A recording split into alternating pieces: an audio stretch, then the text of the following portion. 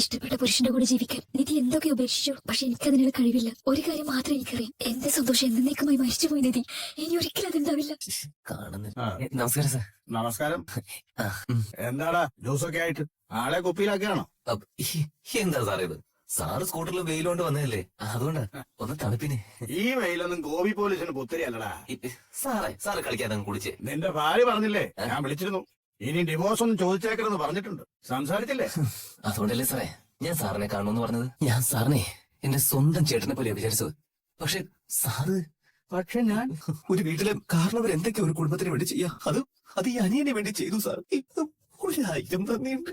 അയ്യോ അച്ചടാ, ഇങ്ങനെ പട്ടി മോങ്ങുന്ന പോലെ മോങ്ങല്ലടാ മോനെ. പുരുഷനും പട്ടിയും കരയെന്ന് കണ്ടാ എനിക്ക് സഹിക്കൂല. അതാ സാറേ, സാറിന് ഞാൻ ഒരിക്കലും മറക്കില്ല. സാർ എന്റെ ദൈവ. അത് ഇട്. ആ പെണ്ണിന്റെ പ്രശ്നം തീർന്നോ ഇല്ലയോ അത് പറ. തീർന്നോ സാറേ? അതിനുശേഷം അവളെ വാക്ക് മിണ്ടിയിട്ടില്ല സാറേ.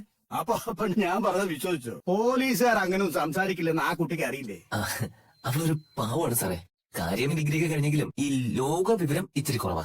അത് ശരിയാ, അല്ലെങ്കിൽ നിന്നെ പോലെ എടുത്തിനെ പ്രേമിക്കത്തില്ലല്ലോ.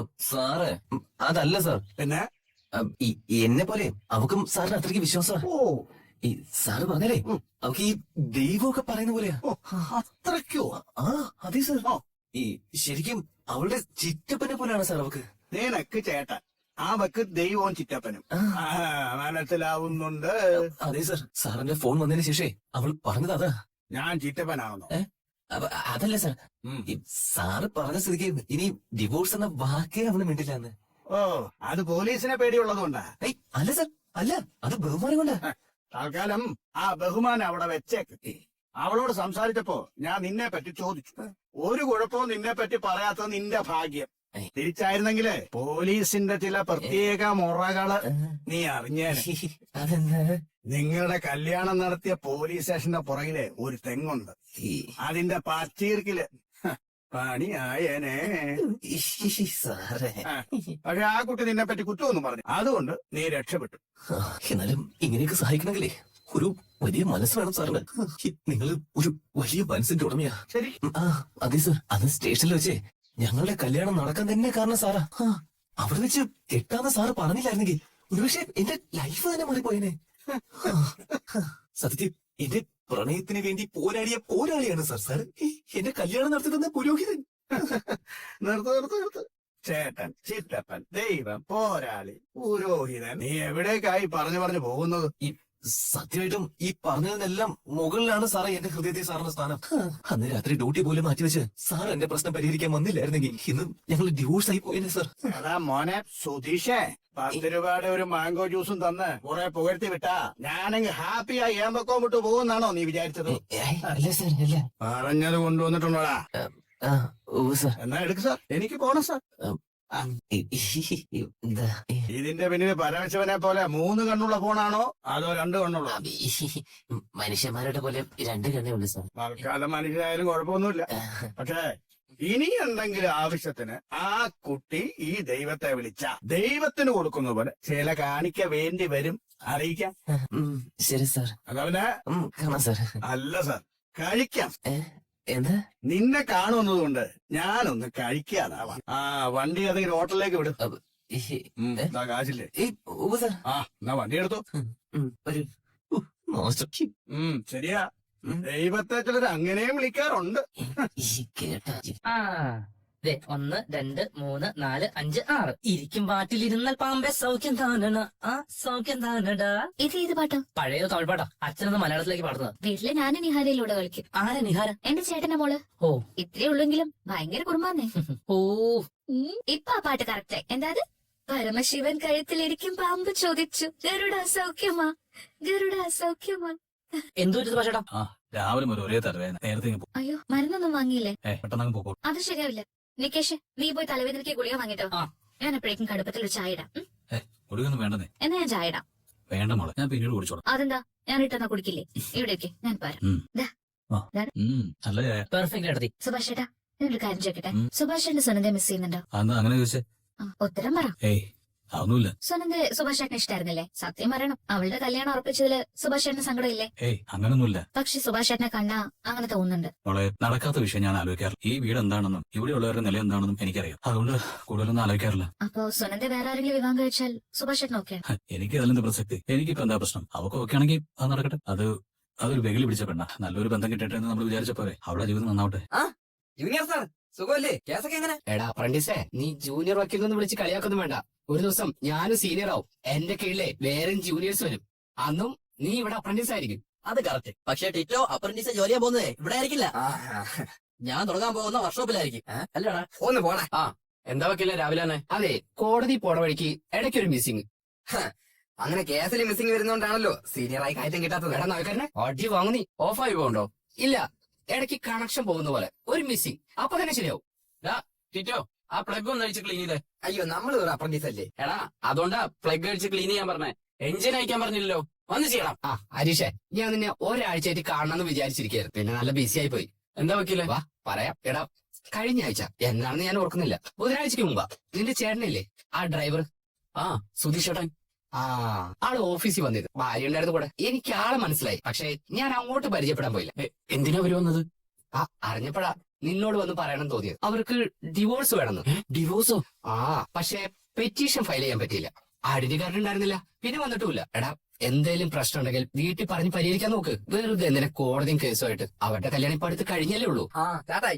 എന്നാ ഞാൻ അറിയണ്ടേ? എത്രയും അതൊക്കെ പിന്നെ പറയാം. പ്ലഗ് ക്ലീൻ ചെയ്തല്ലോ. പോട്ടെ. ചെല്. പോട്ടാ. പോട്ടെ.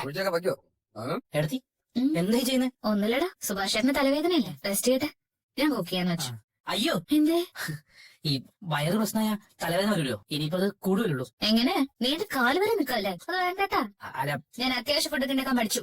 എന്തിനാ ഇത്ര കഷ്ടപ്പെടുന്നത്? നമുക്ക് വെളിയിൽ നിന്ന് വാങ്ങാനേ. വേണ്ട, ഇന്ന് ഞാൻ തന്നെ ചെയ്യാം. ഇതത്ര നിസ്സാര കാര്യമില്ല കേട്ടോ. എനിക്കറിയാം, നീ ഉപദേശിക്കാൻ വരണ്ട. എടുത്തി ചോറും കറിയും മെഴുക്കുവരട്ടും ഒക്കെ വേണം. ഒരുപാട് വീഡിയോസിൽ ഫുഡ് ഉണ്ടാക്കുന്നതിനെ പറ്റി ആളുകൾ ഓൺലൈനിൽ ഇടുന്നുണ്ട്. നമുക്കത് നോക്കി ചെയ്യണേ. നമുക്കോ? ഞാനുണ്ട് കൂടെ. അതെ, സുഭാഷ് ചേട്ടന് സുഖമില്ലെങ്കിൽ നമ്മളല്ല ചെയ്യേണ്ടത്. ആ പാവം വയ്യാതെ പോയി കിടക്ക്. എഴുന്നേറ്റ് വരുമ്പോഴേക്കും നമുക്ക് ഉഗ്രൻ ഫുഡ് തയ്യാറാക്കാം. വാസന വരുമ്പോ തന്നെ കഴിക്കാൻ തോന്നണം.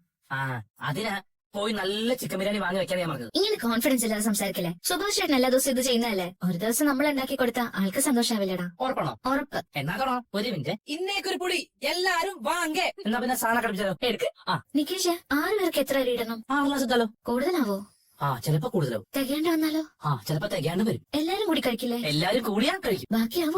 ബാക്കിയാവൂട്ടാ. അപ്പൊ കളയേണ്ടി വരില്ലേ? കളയേണ്ടി വരും. ഉണ്ടാക്കിയിട്ട് കളയേ. ഉണ്ടാക്കിയിട്ട് കളയാൻ പറ്റും. നീ എന്താ കലാപമണിയുടെ കോമഡി വീഡിയോ പോലെ സംസാരിക്കാ? ഒരു തീരുമാനം പറയടാ. എടുത്തി 5 ഗ്ലാസ് മതി. അടുത്ത പാത്രത്തിലേക്ക്. എന്തായി കാണിക്കുന്നത്? ഇന്നത്തെ പാചകേ എടുത്തിട്ട് വയ്യാത്രേ. ഏയ് അതൊന്നും വേണ്ട. ഇത് ഞാൻ നോക്കിക്കോളാം. സുഭാഷ് ചേട്ടന് വയ്യല്ലോ, പോയി കിടന്നോളൂ. ഞങ്ങൾ നോക്കിക്കോളാം. എടാ മരുമാക്കൾ, ഇത് വൃത്തിയായിട്ട് ഞാനേ സുഭാഷിനെ പോലെ നമുക്ക് അറിയില്ലെടുത്തി. നമുക്ക് വേണമെങ്കിലേ ഈ വീട് മൊത്തം അടിച്ചു വൃത്തിയാക്കാം, തുണി ഇടാം, മുറ്റടിക്കാം. പക്ഷെ അത് വേണ്ട എടുത്തി. ഒരു ഓംലെറ്റ് പോലും ഉണ്ടാക്കാൻ അറിയാൻ പാടാത്ത എടുത്ത പരീക്ഷണം. തലവേദന എടുത്ത് കിടക്കുന്ന സുഭാഷേട്ടൻ മാത്രമല്ല, ബാക്കിയുള്ള എല്ലാരെയും കക്കൂസിലാക്കും. നീ എന്താ പറഞ്ഞ? പിന്നെ ഞാൻ വെറുതെ എന്താ നോക്കണേ? ഒരു കാര്യം ചെയ്യാം, ഞാൻ പറഞ്ഞുതരാം. അതുപോലെ ചെയ്യും. Good idea. അല്ലെങ്കിലും ഈ പരിശീലനം ഒന്നും ചെയ്യുന്നു. Thank you. എന്താണ് ഒരു ചിരിയൊക്കെ? അതെ, ആ സുധീഷോട് പറയാനുള്ളതല്ല. ഞങ്ങൾ അടുക്കളക്കാരെ തമാശ. ആയിക്കോട്ടെ ആയിക്കോട്ടെ. ഞാൻ അടി കിട്ടിയാണ്. ജസ്റ്റ് ആ സാധനം എടുക്ക്. എന്നാ തുടങ്ങാം. എന്താന്ന് വെക്കണ്ടേ? Fried rice. Fried rice. അല്ല, ചെറുതായിട്ട്. അത് എടുക്ക്. ആദ്യം ആദ്യം ഇടണ്ടേ? അങ്ങോട്ട് ആ പാത്രം എടുക്ക്. ഡിവോഴ്സ് ചെയ്യാൻ പോവാണ് ഇങ്ങനെ. ആദ്യം നീ ഷർട്ടിനോട്ടെ. ഹരീഷ എന്താ ഡിവോഴ്സ് ചെയ്യാൻ പോവാണോ ഇങ്ങനെ? ഡിവോഴ്സ്? പറ. ഡിവോഴ്സ് ചെയ്യാൻ വക്കീലിനെ കാണാൻ പോയോന്ന്? എടാ നീ ഇവിടെ. ഞാൻ ചോദിച്ചതിന് ഉത്തരം പറയോ? അതൊന്നുമില്ല, നീ കഴിയട്ടെ. നീ എന്തൊക്കെയാ പറയുന്നത്? സുധീഷ് ഡിവോഴ്സിന് വേണ്ടി വക്കീലിനെ കാണാൻ പോയെന്നോ? വെറുതെ വെറുതെ പറയാൻ ചേട്ടാ. സുധീഷ് അതിന് പോകുന്നത്? ഞാൻ പറഞ്ഞ സത്യടാ. ഇവര് വക്കീല് അരുൺ ഭാരതിയെ കാണാൻ പോയിരുന്നു. അയാളുടെ ജൂനിയർ ബിജു എന്റെ റെഗുലർ കസ്റ്റമറാ. ഇന്ന് അയാൾ വർക്ക്ഷോപ്പിൽ വന്നിരുന്നു. അപ്പോഴാണ് ഞാൻ അറിഞ്ഞത്. ഇല്ലെങ്കിൽ പറയട്ടെ. പറയാം സുഭാഷ് ചേട്ടാ. പറയടോ, നിങ്ങൾ ഡിവോഴ്സ് പെറ്റീഷൻ കൊടുക്കാൻ പോയോ ഇല്ലയോ? ഇതിനു വേണ്ടിയാണോ ഇത്ര പ്രശ്നങ്ങൾ ഉണ്ടാക്കി വഴക്കം കൂടി പോലീസ് സ്റ്റേഷനിൽ പോയി വിവാഹം കഴിച്ചത്? കല്യാണം കഴിഞ്ഞ് 2ാം നാള് ഡിവോഴ്സ് വാങ്ങാനായിരുന്നെങ്കിൽ എന്തിനായിരുന്നു പിന്നെ ഇതൊക്കെ ചെയ്ത്? പറയടോ, പറയാൻ. സുധീഷിനെ വിട്ടേക്ക്. സുധീഷ് തെറ്റും ചെയ്തിട്ടില്ല. ഞാൻ ഡിവോഴ്സ് ചോദിച്ചേ. എടുത്തി അത് നീ അത് വിട്ടേക്ക്. നമുക്കത് പിന്നെ സംസാരിക്കാം. എടുത്തി ഡിവോഴ്സ് ചോദിച്ചു. എന്തിന്? ഈ വീട് ഇഷ്ടമാണോ അതോ ഞങ്ങളതിന് മോശമായിട്ട് പെരുമാറണം. ഞങ്ങളോടൊക്കെ ഇത്ര നേരം വരെ എത്ര നാളത്തെ പെരുമാറിക്കൊണ്ടിരുന്ന ഒരു വാക്ക് പോലും പറഞ്ഞില്ല ഇടത്തി. ഹരിശേടൻ പറഞ്ഞത് സത്യമാണ്. പറയടത്തി. എന്താ ഈ ഡിവോഴ്സിന്റെ കാരണം എനിക്ക് നന്നായിട്ട് അറിയാം. ഇങ്ങേര് പറഞ്ഞ പച്ചക്കള്ളം അല്ലേ? ഈ വീടിനെ പറ്റി, ഞങ്ങളെ പറ്റി, ഞങ്ങൾ ചെയ്യണ ജോലിയെ പറ്റി, എന്തിന് ഏട്ടത്തിക്ക് വേണ്ടി സെറ്റപ്പ് ആക്കിയ ഫേക്ക് ഇന്റർവ്യൂ വരെ എല്ലാം നുണയും പൊളിഞ്ഞപ്പോഴല്ലേ ഇങ്ങനെ ഒരു പെരും നുണയന്റെ കൂടെ എങ്ങനെ ജീവിക്കുന്നോർത്ത് ഏട്ടത്തി ഡിവോഴ്സ് വെച്ച്. ഏട്ടത്തി ചോദിക്കുന്നത് ശരിയല്ലേ? അല്ലേ? പറയണോ? എടാ ഏട്ടത്തി ചോദിക്കുന്നത് ശരിയല്ലേ എന്ന്? എടാ വിടറാ. എടോ, ഇയാൾക്ക് വാ തുറന്ന നുണ മാത്രമല്ലേ വരൂ. വീടിനെ പറ്റിയുള്ള ആക്ഷേപം മറയ്ക്കാൻ എന്ന പേരിൽ ഒരു നുണയുടെ പേര് വേറൊരു നുണ, അതും മറയ്ക്കാൻ വേണ്ടി വേറൊരു നുണ. അവസാനം ഡിവോഴ്സ് വരുത്തി. അവസാനം ഈ കാര്യത്തിൽ നാട്ടുകാർ പറഞ്ഞത് ശരിയല്ലേ? സ്ത്രീകൾ വാഴാത്ത സ്ഥലമായി മാറിയില്ലേ ഇത്? ഇങ്ങനെയായിട്ട് തന്നെ അതും കൂടി അടിവരയിട്ട് തന്നില്ലേ? ആളുകളുടെ മുഖത്ത് നോക്കി കള്ളം പറയരുത് ഞാൻ എത്ര വട്ടം പറഞ്ഞിട്ടുണ്ട്. അവസാനം എല്ലാം പുറത്തു വരും, എല്ലാവരും ഇത് അറിയുന്നത് ഞാൻ പറഞ്ഞതല്ലേ? ആ ദിവസം പറയടോ, സത്യം പറയാൻ എന്താണോ ഒന്നും മിണ്ടാണ്ടിരിക്കണേ? എന്താ സുഭാഷ് ചേട്ടൻ അങ്ങനെ മിണ്ടാണ്ട് നിൽക്കണേ? ഇത്ര വലിയൊരു കാര്യം നടന്നിട്ടും ഒരു കുലുക്കലല്ലോ സുഭാഷ് ചേട്ടന്. സുഭാഷ് ചേട്ടനെ നിപ്പ് കണ്ടറിയാം എന്തോ മറക്കേണ്ടെന്ന്. സത്യം പറ, ഇവരുടെ ഇടയിൽ എന്താ പ്രശ്നം? ഞങ്ങളുടെ ഇന്ന് മാത്രമായിട്ട് മറച്ചു വെക്കുന്ന രഹസ്യം എന്താ? ഞങ്ങളോട് ഒരു വാക്ക് പോലും ചോദിക്കാണ്ട് കല്യാണം കഴിച്ച് മുന്നിൽ വന്ന് നിന്നപ്പോ ഞങ്ങൾ എന്തെങ്കിലും പറഞ്ഞോ? ഞങ്ങൾ എല്ലാവരും സന്തോഷിക്കല്ലേ ചെയ്ത്? എടോ, ഇങ്ങനെയൊക്കെ വേണ്ടി ആഘോഷിക്കല്ലേ ചെയ്ത്? എല്ലാ പ്രശ്നങ്ങൾക്കും ഞാനാ കാരണം. ഡിവോഴ്സ് ചോദിച്ചു ഞാനാ. ഡിവോഴ്സ് ആവശ്യമുള്ളത് എനിക്കാ.